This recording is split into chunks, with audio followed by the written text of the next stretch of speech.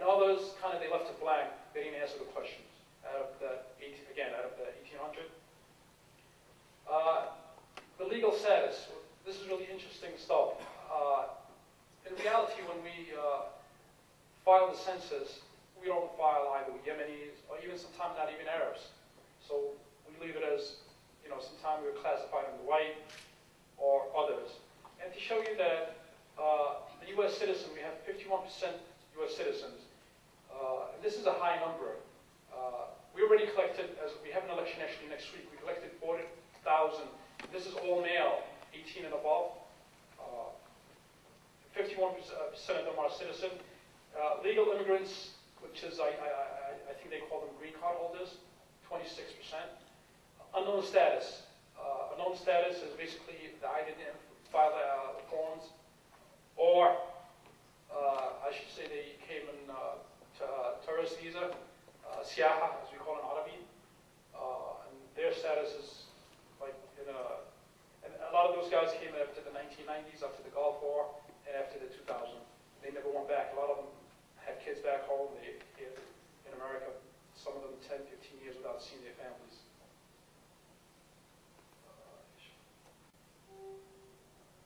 And I guess that's the end of my quick presentation. I know everybody's quiet. I sat for lunch, but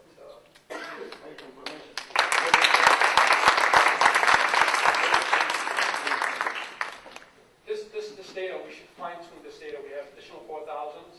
It's work in progress. The election is next week. For each membership, they pay $35. So we generated more than $140,000 for the organization.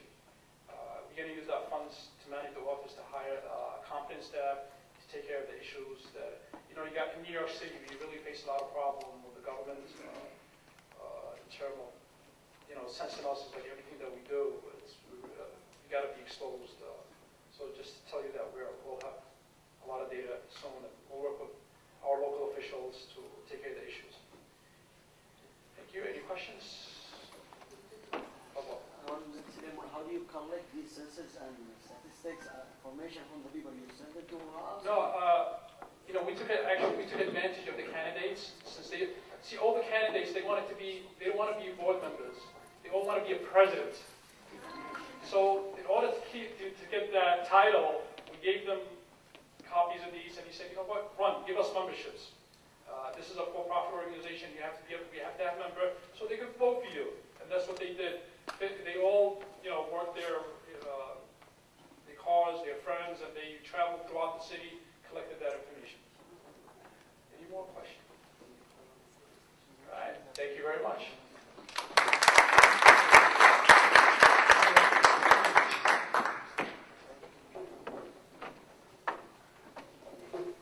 Our next presentation will be in terms of Yemeni American data achievement, and it will be presented by Hana Omar.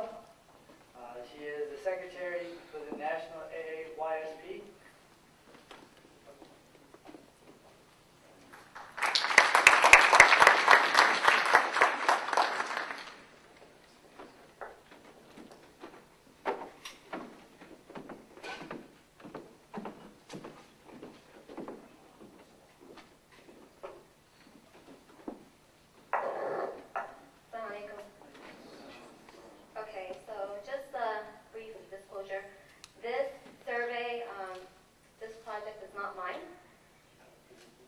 There should be a presentation there.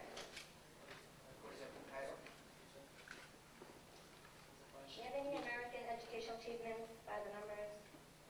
Survey of Richmond. What should I say?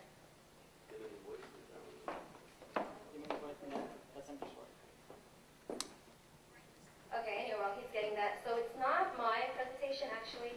It was done by one of the other officers, who's from California and who couldn't make it today, so I'm just presenting on his behalf. That's why I don't know the title. But, okay.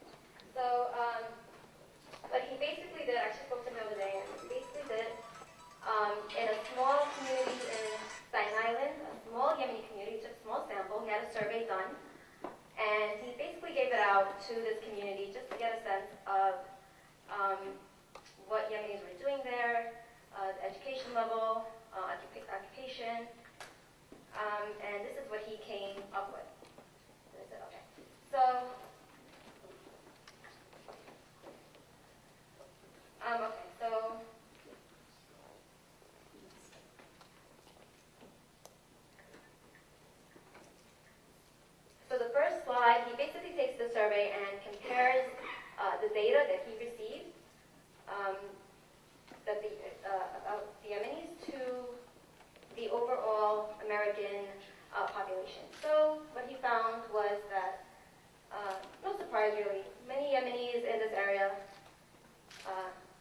educated, no diploma, about 80% have no diploma, compared to Americans, like your average American. A lot more educated than we are. Okay, no surprise there. Then he goes further and he compares this, his data to Arab Americans. So he uses the one for Yemenis, he actually takes a survey, but the data for the Arab Americans, I believe he received it, he got it from the ABC. So initially what he thought he would find, the slide before this, he wasn't surprised that Yemenis were less educated than your average American, but for this, he actually thought that the rest of the Arabs would be just as uneducated as we are. Surprisingly, they're not. They're actually very well educated. Goes further, he compares to Muslim Americans, and he uses data from CARE and ISNA, and I believe IGNA as well. Again, this was another surprise to him, because he thought they would also be as uneducated. They're not. I'm sorry, let me go back. Okay, so they're not. So they're also very well educated. So he found this as a surprise when he did this research.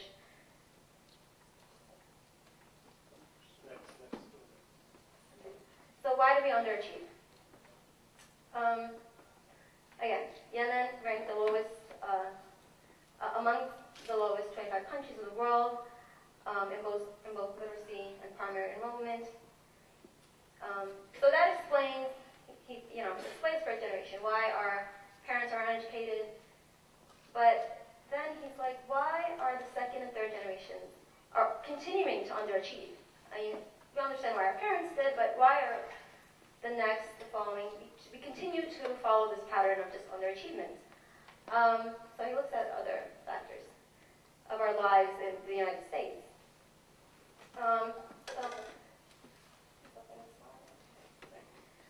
He looks at occupation. Over 90% of those living in Richmond are small business owners, compared to the other American Muslims in the area, or compared to the other Muslim Americans that he received in the other surveys that he looked at.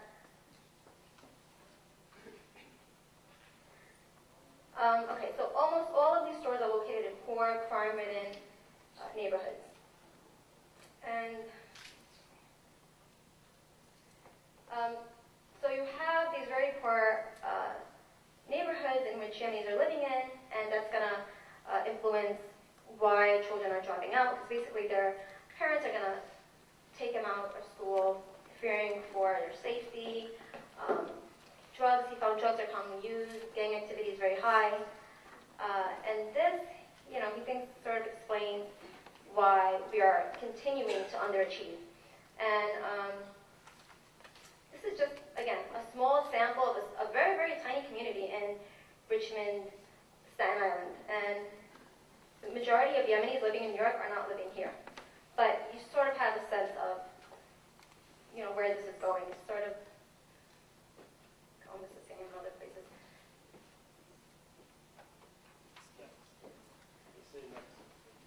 Okay. So 65% of the girls are pulled out of middle school because of fear of their safety. Again, 55% of the boys leave high school in order to support the family. So this is what he finds. Not very surprising, because you speak to a lot of Yemenis and they sort of, have similar experiences in this. What's the next slide? Okay, so he follows the money trail, because a lot of immigrant communities that come to the United States, especially in New York, are very poor, and that sort of explains why they're uneducated. But looking at Yemenis, we're actually a lot wealthier than average Americans.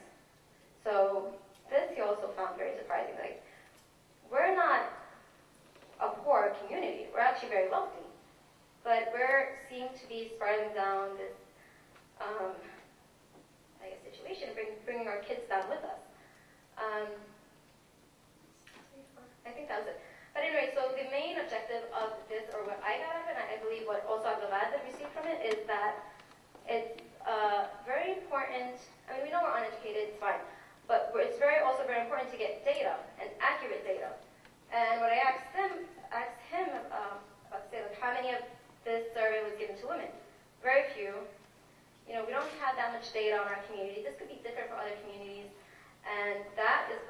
huge issue in our community if we're going to go anywhere. We have, almost no data. A lot of data that is out there is about men working in small businesses, and like with Khaled's presentation before, I don't know how many of those are women out of the 1,800? Zero? All right.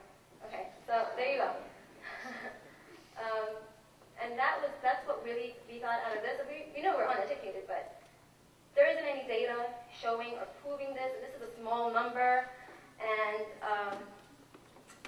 back to before when the principal was here, and he said, well, literacy is one of the main reasons why we're dropping out. Like, where's the data for the Yemenis? Where are we dropping out? We always have perception why we're dropping out, why we're underachieving, but there's not really any data to compare that to. So that's the presentation. I don't know if I can answer a lot of your questions. I'll try, but again, this is not my.